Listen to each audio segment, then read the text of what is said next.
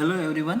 Today we are starting a new lecture of Manufacturing Engineering 3, unit number 2, grinding and super finishing process, and it is 6th lecture of this unit.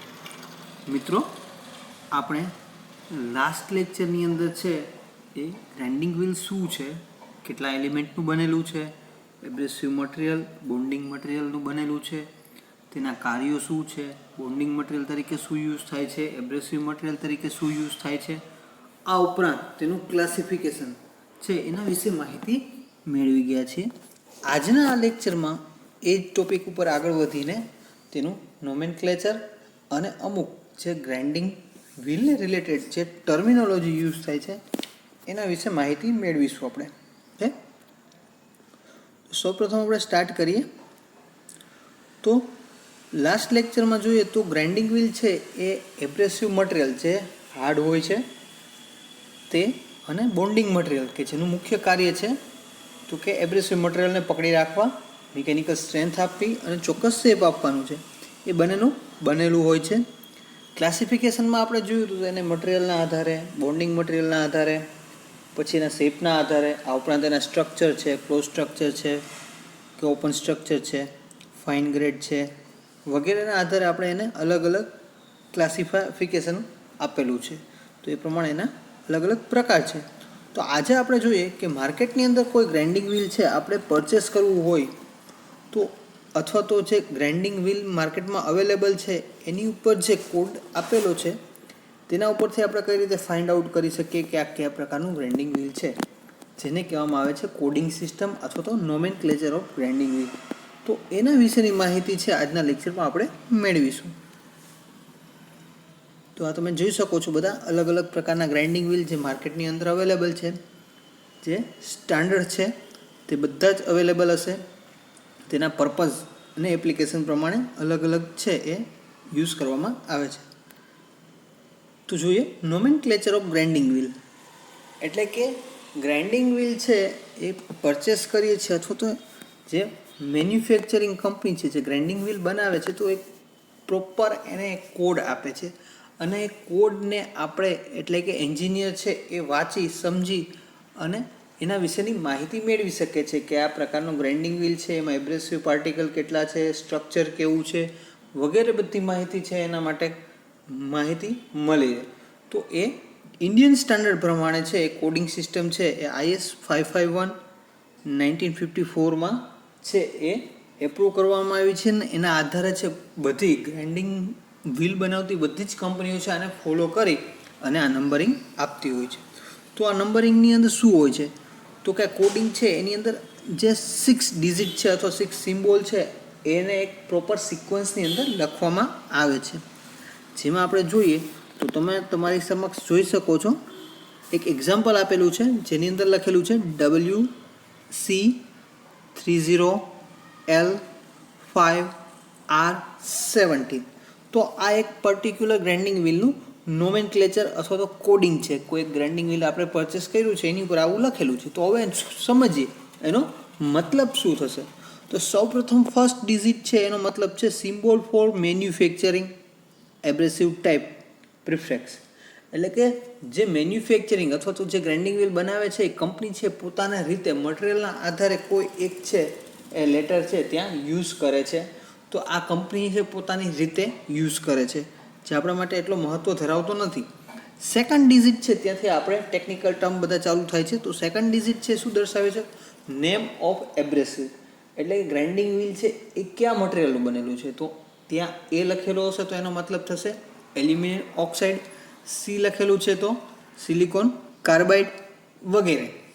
Okay, third one છે એના digit લખેલા છે એ દર્શાવે છે grain size. અહીંયા લખેલી છે 30. તો ગ્રેઇન છે, ગ્રેઇન સાઇઝ એટલે કે એબ્રેસિવ પાર્ટિકલ છે એની સાઇઝ કેવી છે, એ માઇક્રોનની અંદર એની સાઇઝ હોય છે. પણ એ સાઇઝ છે ફાઇન એટલે કે નાની, સુપર ફાઇન વધુ નાની, પછી મીડિયમ અને કોર્સ એટલે કે હાર્ડ અથવા તો મોટી સાઇઝ. તો એના આધારે એ ત્યાં નંબર લખેલા છે. નેક્સ્ટ છે આલ્ફાબેટિકલ L એટલે કે એ ગ્રેડ દર્શાવે છે. આપણે લાસ્ટ ટાઈમ જોઈ ગયા એથી I સુધી છે એ સોફ્ટ ગ્રેડ છે, જેથી L સુધી છે મીડિયમ છે અને ક્યુ થી ઝેડ સુધી છે એ હાર્ડ ગ્રેડ સ્ટ્રક્ચર ધરાવે છે. ઓકે, હાર્ડ ગ્રેડ ધરાવે છે. નેક્સ્ટ છે 5, જે છે સ્ટ્રક્ચર ટાઈપ, એટલે કે ગ્રાઇન્ડિંગ વ્હીલનું સ્ટ્રક્ચર કેવું છે, ઓપન છે અથવા ક્લોઝ છે. તો એના વિશે પણ આપણે માહિતી મેળવી ગયા છે કે જો ક્લોઝ સ્ટ્રક્ચર હશે તો 1 થી લઈને 7 સુધી છે એના ડિજિટ આપેલા હશે, અને 8 થી લઈને 15 સુધી અથવા 9 થી લઈને 15 સુધી છે એ ઓપન માટે યુઝ થશે. તો અહીંયા સ્ટ્રક્ચર 5 નંબર છે એટલે ક્લોઝ સ્ટ્રક્ચર રિલેટેડ થયું. લાસ્ટમાં છે એ છે નેક્સ્ટ ડિજિટ છે આર, એટલે કે બોન્ડ ટાઈપ કયો છે, એટલે કે બોન્ડિંગ મટીરિયલ કયું છે, રબર છે, સલાક છે વગેરે. તો એના માટે આર લખેલો છે. અને લાસ્ટમાં છે જે ડિજિટ આપેલો છે એ manufacturing symbol for record suffix, એટલે કે કોઈ કંપની છે એ એના અલગ અલગ લોટ અથવા તો બેચની અંદર પ્રોડક્શન કરતી હશે તો એનો કેટલામાં બેચનો નંબર અથવા તો સિક્વન્સ છે એના માટેનો ત્યાં ડિજિટ લખેલો હશે. તો આ થઈ ગયું નોમેનક્લેચર ઓફ ગ્રાઇન્ડિંગ વ્હીલ. તો હવે આપણે સમજીએ જીટીયુની અંદર આ એક્ઝામ્પલ અથવા આ ક્વેશ્ચન છે ઓલમોસ્ટ એટલે કે 100 ટાઈમ છે એની પૂછાવાની શક્યતા છે અને પૂછાય જ છે. અને અથવામાં ક્લાસિફિકેશન પૂછાય છે અથવા તો નોમેનક્લેચર ઓફ ગ્રાઇન્ડિંગ વ્હીલ પૂછાય જ છે. તો એને કઈ રીતે લખી શકીએ?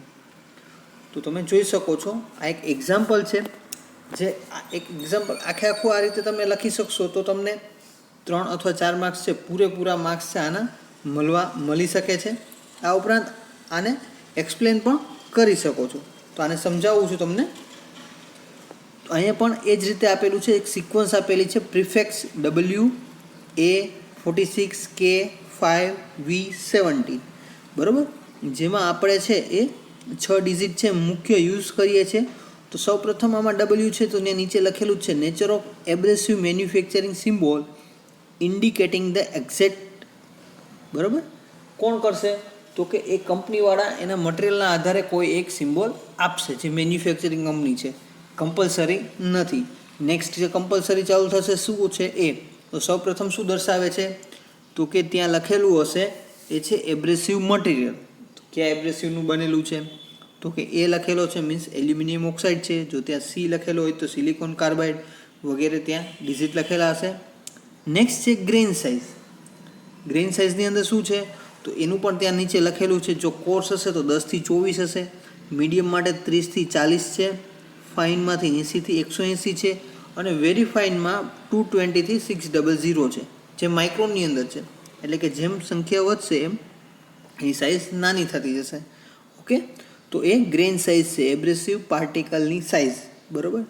નેક્સ્ટ છે ગ્રેડ. તો ગ્રેડ માટે તમે જોઈ શકો છો નીચે સ્કેલ આપેલો છે, કે આપેલો છે અહીંયા જોઈએ છીએ આપણે. સોફ્ટ માટે A થી લઈને I સુધી સોફ્ટ ગ્રેડ આવશે, જેથી લઈ અને P સુધી છે મીડિયમ ગ્રેડ આવશે, અને Q થી લઈને Z સુધી છે હાર્ડ સ્ટ્રક્ચર આવશે. ઓકે, તો અહીંયા K લખેલો છે મીન્સ કે એ મીડિયમ કેટેગરીની અંદર આવે છે. નેક્સ્ટ છે 5, એ છે સ્ટ્રક્ચર. તો તમે જોઈ શકો છો ડેન્સ સ્ટ્રક્ચર એટલે કે ક્લોઝ 1 to 8, અને ઓપન સ્ટ્રક્ચર 9 થી 15, જેમાં 5 આપેલો છે એટલે એનો મતલબ થયો એ ક્લોઝ સ્ટ્રક્ચર ધરાવે છે. નેક્સ્ટ છે બોન્ડિંગ મટીરિયલનો ટાઈપ, બોન્ડ ટાઈપ. તો એની અંદર V લખેલું છે. V મીન્સ વિટ્રીફાઈડ, B હોય તો રેઝોનાઇડ, R માટે રબર, E માટે સલાક, S માટે સિલિકેટ વગેરે ત્યાં સિમ્બોલ લખેલા છે. અને લાસ્ટમાં જે છે એ સફિક્સ છે, જે મેન્યુફેક્ચરિંગવાળા છે એ પોતાની જે પ્રોડક્શનની બેચ છે એના આધારે કોઈ નંબર આપે છે, એ પ્રમાણે એ લોકો ફાઇન્ડ આઉટ કરી શકે કે આનું મેન્યુફેક્ચરિંગ ક્યારે થયેલું છે. તો એ પણ મેન્યુફેક્ચરિંગ કંપની ઉપર આધાર રાખે છે. ઓકે, તો આ થઈ ગયું આખું નોમેનક્લેચર. તો એક પેજની અંદર તમે આને ડિસ્ક્રાઇબ કરી શકો છો, લખી શકો છો અને આન્સર આપી શકો છો. જો આ રીતે લખેલું હશે તો પણ તમને પૂરેપૂરા માર્ક્સ મળશે. અધરવાઇઝ તમે એને એક એક વસ્તુને સમજાવો, ઓપરેશન એક સિક્વન્સની અંદર કોડ લખી નાખો અને બધા કોડને 1 by 1 સમજાવો. પહેલો કોડ શું સમજાવે છે તો અહીં લખેલું છે મેન્યુફેક્ચરિંગ સિમ્બોલ. ઓકે, સેકન્ડ છે એબ્રેસિવ ટાઈપ, દાખલા તરીકે એલ્યુમિનિયમ ઓક્સાઇડ હોય તો એના માટે A, સિલિકોન કાર્બાઇડ માટે C. ત્રીજો ડિજિટ છે એ શેનો છે તો ગ્રેઇન સાઇઝનો. This number provides idea of grain size of abrasive, also called as grit. Grit કહેવામાં આવે છે. તો એ ગ્રેઇન સાઇઝ છે એનો નંબર દર્શાવે છે. તો ગ્રેન સાઇઝનું આપણે લખવું જોશે કે કઈ રીતે ગ્રેન સાઇઝ હશે. તો કે કોર્સની અંદર 10થી લઈને 24 સુધી, મીડિયમમાં 30થી 60, ફાઇનમાં 80થી 180, વેરીફાઈનની અંદર 220થી 600 નંબર હોઈ શકે છે. તો આ ગ્રેન સાઇઝ માટેની ગ્રીડ છે. ઓકે, નેક્સ્ટ આવે છે ગ્રેડ આવે છે. તો ગ્રેડ આપણે જોઈએ તો ગ્રેડની અંદર છે grade of grinding wheel is the indicative of hardness and tenacity of bond abrasive. એટલે કે બોન્ડની સ્ટ્રેન્થ કેટલી છે અને એની હાર્ડનેસ કેટલી છે એના ઉપર આધાર રાખે છે. તો આપણે કીધું સોફ્ટ ગ્રેડ એટલે શું? તો કે જેની અંદર એબ્રેસિવ પાર્ટિકલ છે ઇઝીલી સોફ્ટ એટલે કે ઇઝીલી દૂર થઈ જાય, તો એને આપણે સોફ્ટ ગ્રેડ કહેશું. હાર્ડ ગ્રેડની અંદર શું હશે? તો કે બોન્ડિંગ મટીરિયલ સ્ટ્રોંગ વધારે હશે, મીન્સ કે એબ્રેસિવ પાર્ટિકલને ઝડપથી છૂટા નહીં પડવા દે, તો એવા વ્હીલને આપણે હાર્ડ કહીશું. તો અહીંયાથી આપણે દર્શાવી શકીએ સોફ્ટ માટે A2H છે, મીડિયમ માટે I થી P અને Q થી Z છે એ હાર્ડ સ્ટ્રક્ચર માટે છે. નેક્સ્ટ છે structure of grinding wheel. Grinding વ્હીલનું સ્ટ્રક્ચર કેવું છે? મીન્સ કે આપણે અગાઉ ટાઇપ્સમાં પણ જોઈ ગયા હતા આ વસ્તુ કે સ્ટ્રક્ચર બે પ્રકારના હોય છે, ઓપન સ્ટ્રક્ચર અને ક્લોઝ સ્ટ્રક્ચર, અથવા ક્લોઝને ડેન્સ સ્ટ્રક્ચર કહેવામાં આવે છે. તો જેમાં એબ્રેસિવ પાર્ટિકલની સંખ્યા વધારે હશે અને ડેન્સિટી વધારે હશે તો આપણે એને ડેન્સ અથવા તો ક્લોઝ સ્ટ્રક્ચર કહેશું. અને જેમાં એબ્રેસિવ પાર્ટિકલની સંખ્યા ઓછી અને તેમાં વધુ ગેપ હોય છે તો એવા સ્ટ્રક્ચરને આપણે ઓપન સ્ટ્રક્ચર કહેતા હતા. તો એને આપણે નંબર દ્વારા દર્શાવશું.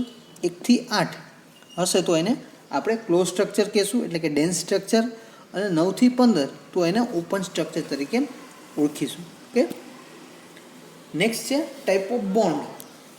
એટલે કે બોન્ડિંગ મટીરિયલ છે એ કયું યુઝ થયું છે, એનો પ્રકાર કયો છે એના આધારે આપણે છે એ ત્યાં લખેલું હશે. R મીન્સ રબર, એ રીતે બધા આપેલા હશે. અને લાસ્ટમાં છે મેન્યુફેક્ચરિંગ સિમ્બોલ. બરાબર, તો એ સિમ્બોલ શેનો હશે? તો કે મેન્યુફેક્ચર છે એ પ્રોડક્ટને ઓળખી શકે કે એનું પ્રોડક્શન ક્યારે થયું છે, કઈ બેચની અંદર થયું છે વગેરે માટે ત્યાં એને નંબર આપેલા હશે પોતાના રેકોર્ડ માટે. ઓકે, તો મિત્રો આ થઈ ગયું nomenclature of grinding wheel. Most important IMP question આ યુનિટની અંદરનો. આગળ વધીએ આપણે. નેક્સ્ટ હવે જોઈએ selection criteria of grinding wheel.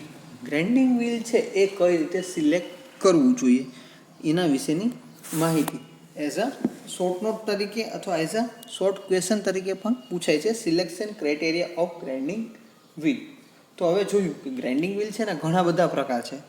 તો આપણે પર્ટિક્યુલર કયું ગ્રાઇન્ડિંગ વ્હીલ અથવા કયા ગ્રાઇન્ડિંગ વ્હીલવાળું અથવા તો કેવા સ્ટ્રક્ચરવાળું કેવા ગ્રેડવાળું ગ્રાઇન્ડિંગ વ્હીલ યુઝ કરવું કઈ રીતે નક્કી કરવું, તો એના માટેના ક્રાઇટેરિયા નીચે મુજબ છે. આપણે જોઈએ the success of grinding process is based on wheel selection. બરાબર, ગ્રાઇન્ડિંગ છે એની એક્યુરેસી અથવા સક્સેસ કઈ રીતે મળશે? તો કે પ્રોપર વ્હીલ સિલેક્શન હશે તો જ આપણને એક્યુરેસી મળશે.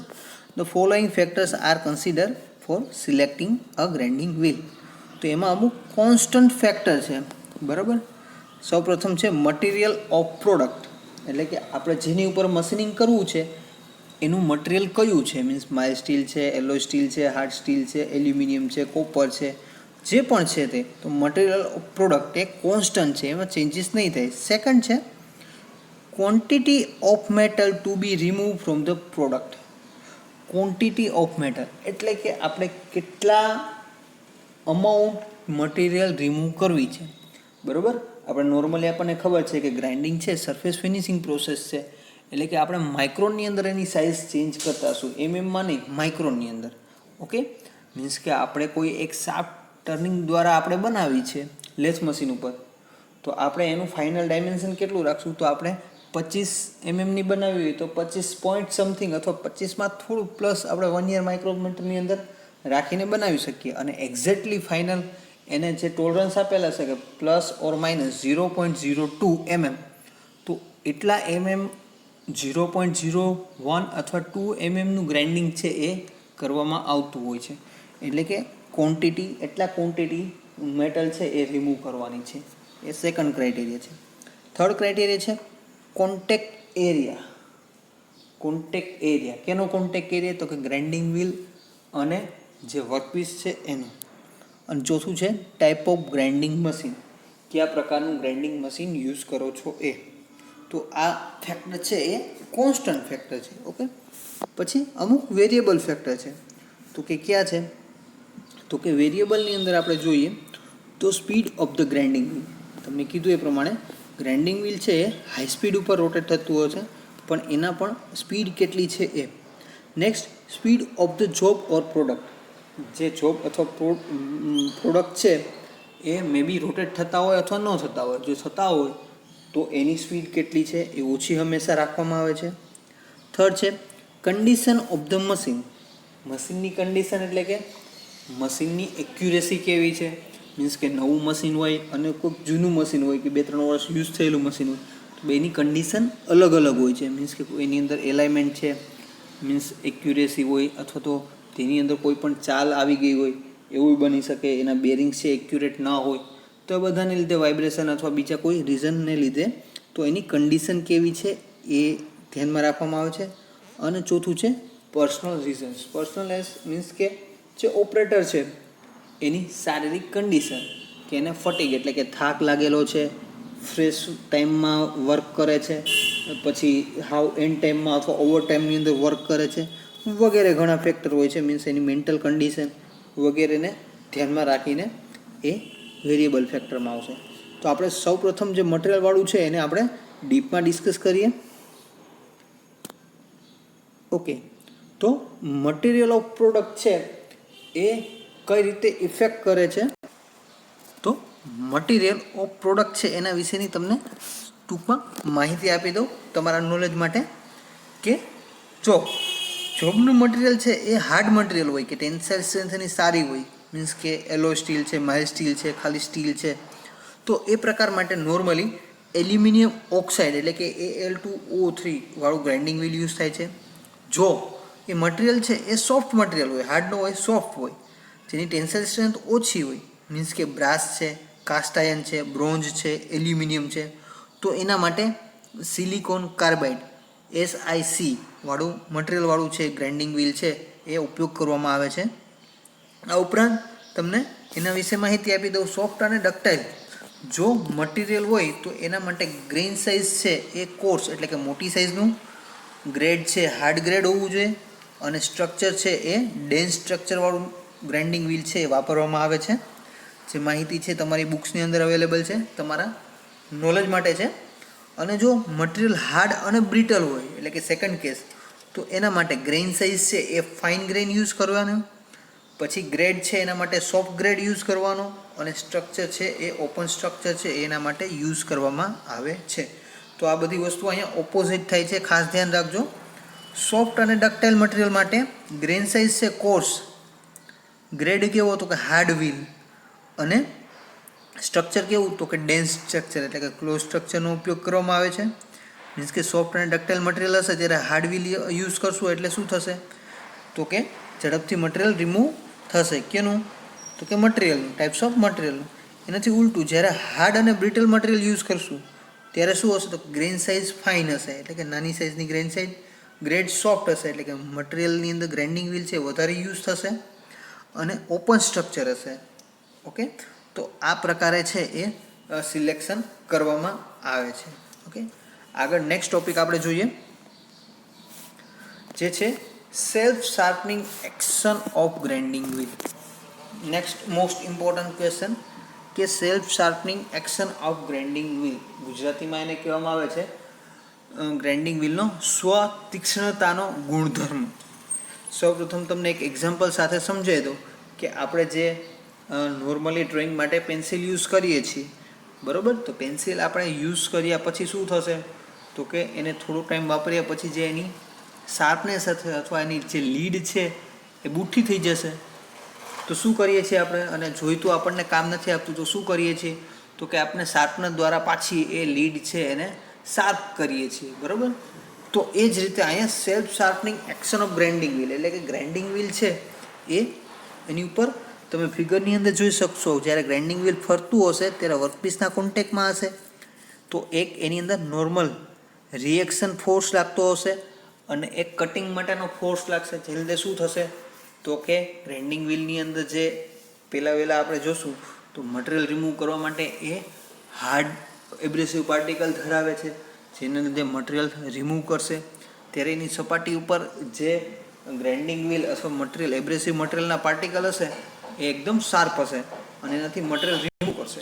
તો સેકન્ડ શું થશે તો કે આ શાર્પનેસ વહી જશે, પછી શું થશે તો કે એ બુઠ્ઠા થઈ જશે અને એની ઉપર બુઠ્ઠા થઈ જશે એટલે એની ઉપર ફોર્સ વધશે, ટેન્સાઇલ ફોર્સ વધશે. શું કામ તો કે મટીરિયલ રિમૂવ નહીં કરી શકે, તો રીતે ફોર્સ વધશે એટલે શું થશે તો કે એ બુઠ્ઠા થઈ ગયા છે, રિમૂવ નથી કરી શકતા, એટલે સામેની ફોર્સ વધે છે ને એ ફોર્સને લીધે શું થશે તો કે એ પાર્ટિકલ ત્યાંથી છૂટો પડી જશે અને એની નીચેની સરફેસમાં જે પાર્ટિકલ હશે એ ઉપર આવી જશે અને એ પાછો નવો પાર્ટિકલ હશે જે પોતે શાર્પ હશે.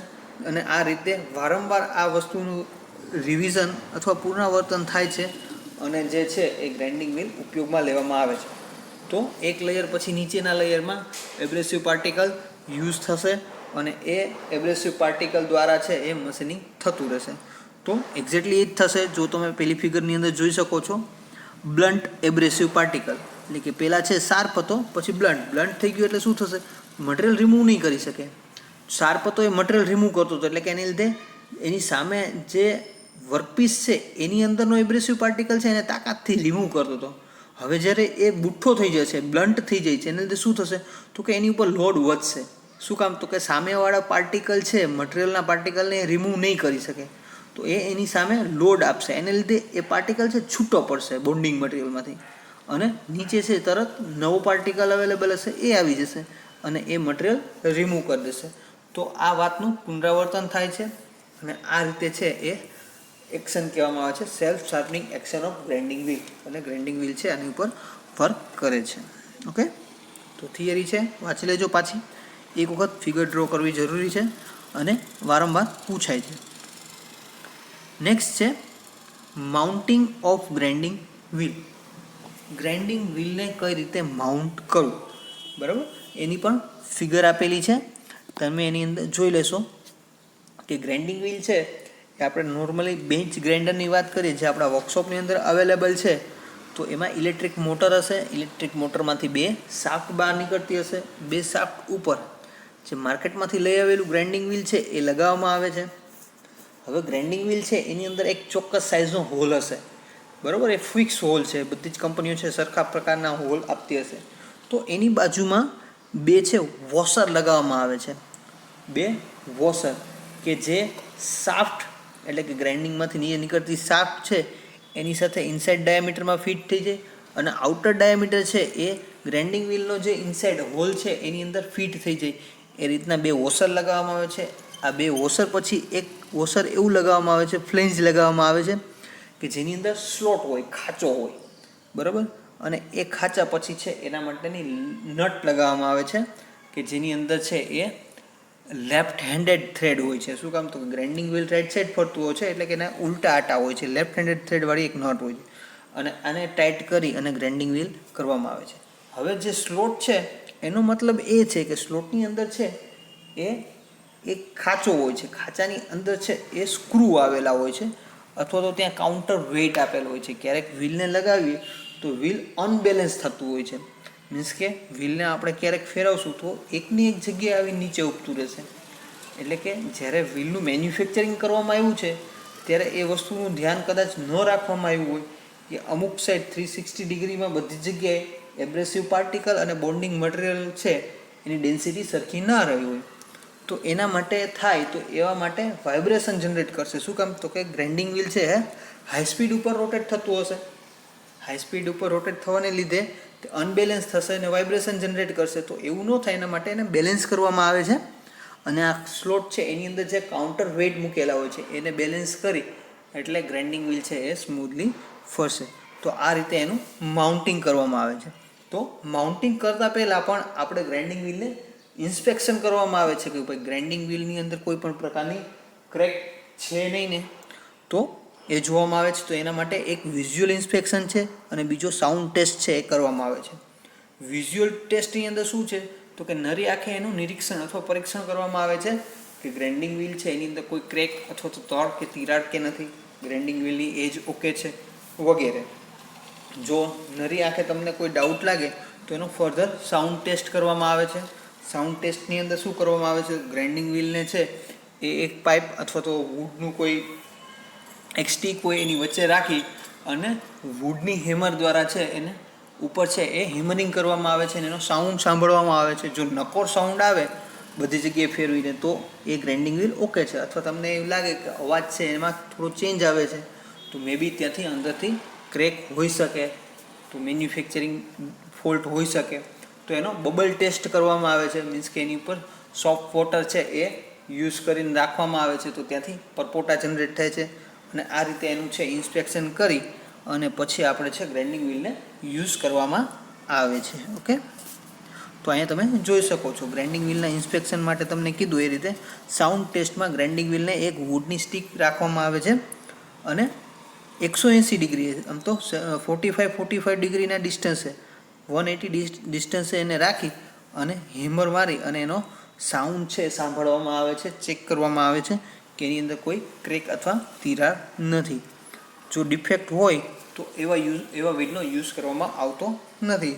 શું કામ? તો કે એને હાઈ સ્પીડે રોટેટ થશે તો સીધી એની અંદર ક્રેક હશે, વધશે અને એ એક્સિડન્ટ જનરેટ કરે અને પોતે ક્રેક થઈ જશે, બ્રેક થઈ જશે. ઓકે, તો આ વસ્તુનું ધ્યાન રાખવામાં આવે છે. તો માઉન્ટિંગ કરતાં પહેલાં ગ્રાઇન્ડિંગ વ્હીલનું છે એ ટેસ્ટિંગ કરવામાં આવે છે. ઓકે, આ ઉપરાંત નેક્સ્ટ ટોપિક છે એ છે બેલેન્સિંગ ઓફ ગ્રાઇન્ડિંગ વ્હીલ. તો બેલેન્સિંગ ઓફ ગ્રાઇન્ડિંગ વ્હીલમાં તમને કીધું એ રીતે ગ્રાઇન્ડિંગ વ્હીલ છે એને એક શાફ્ટ ઉપર લગાવવામાં આવે છે અને બીજા બે એટલે કે ટેસ્ટ મેન્ડ્રીલ બે શાફ્ટ ઉપર છે એ ગ્રાઇન્ડિંગ વ્હીલને રાખી અને એ શાફ્ટને ફેરવવામાં આવે છે અને ચેક કરવામાં આવે છે કે ગ્રાઇન્ડિંગ વ્હીલ છે એ એકને એક જગ્યાએ આવીને ઊભું નથી રહેતું ને, સ્ટેડી નથી થતું ને, એ ચેક કરવામાં આવે છે. જો એવું થતું હોય તો તમે ફિગરની અંદર જોઈ શકો છો કાઉન્ટર બેલેન્સ, એટલે કે તમને જે કીધું હતું જે વોશરની બાજુમાં જે ગ્રુવ આપેલો છે એની અંદર કાઉન્ટર વેઇટ લગાવવામાં આવે છે, જે છે એ સ્ક્રૂડ્રાઈવરની મદદથી છે એ લૂઝ કરી અને એને આપણે જગ્યામાં બદલી શકીએ છીએ. મીન્સ કે જે સાઈડ એ અનબેલેન્સ થતું હોય એની ઓપોઝિટ ડિરેક્શનની અંદર એ વેઇટ લગાવવામાં આવે છે અને એને બેલેન્સિંગ કરવામાં આવે છે. તો આ મુજબ છે એ ગ્રાઇન્ડિંગ વ્હીલનું બેલેન્સિંગ કરવામાં આવે છે, જે ગ્રાઇન્ડિંગ વ્હીલને માઉન્ટ કરતાં પહેલાં છે એક પ્રોસેસ કરવામાં આવે છે. ઓકે, નાવ આજે આપણે જે લેક્ચર સ્ટડી કરીએ એમાંથી જે જીટીયુમાં પૂછાય છે એક ક્વેશ્ચન વિશે ચર્ચા કરીએ. તો સૌપ્રથમ છે explain nomenclature of grinding wheel. Most IMP question છે આ, જીટીયુનો મોસ્ટ ફેવરિટ ક્વેશ્ચન કહી શકાય તો આ યુનિટની અંદરનો છે, જે વારંવાર 4 માર્ક્સ માટે પૂછાય છે. નેક્સ્ટ છે explain self sharpening action of grinding wheel અને explain testing of grinding grinding wheel. Grinding વ્હીલને કઈ રીતે ટેસ્ટ કરવામાં આવે છે. અહીંયા મારાથી મિસ્ટેકથી બાય ગ્રાઇન્ડિંગ મશીન લખાઈ ગયું છે, પણ explain testing method of grinding wheel. તો આ 3 ક્વેશ્ચન છે એ વારંવાર જીટીયુમાં પૂછાતા હોય છે, તેના માટે પ્રિપેર થઈ જજો. કોઈ ક્વેશ્ચન કોઈ ક્વેરી હોય તો મને કમેન્ટ કરજો અથવા મેસેજ કરી શકો છો. ઓકે, તો આપણે એનું સોલ્યુશન આપશું. ગુજરાતી બુક્સની અંદર પણ વ્યવસ્થિત બધું આપેલું છે, બધો ટોપિક, અને મે બી રીડ કરશો તો સમજાઈ જશે વિડીયો જોયા પછી. ઓકે, તો નેક્સ્ટ લેક્ચરની અંદર છે હજી જે ટર્મિનોલોજી બાકી રહી ગઈ છે, મીન્સ કે લોડિંગ, ગ્લેઝિંગ, ટ્રુઇંગ, ડ્રેસિંગ વગેરે વિશેની માહિતી છે એ નેક્સ્ટ લેક્ચરની અંદર આપણે માહિતી મેળવી શકશું. અને આ ઉપરાંત જે લાસ્ટ પોર્શન છે આપણો કે જે સુપર ફિનિશિંગ પ્રોસેસ ઉપર છે, મીન્સ કે હોનિંગ છે, લેપિંગ, બફિંગ વગેરે પ્રોસેસ અને એના ફાયદા ગેરફાયદા છે એના વિશેની માહિતી છે હવે પછીના લેક્ચરમાં માહિતી મેળવીશું. Okay, thank you.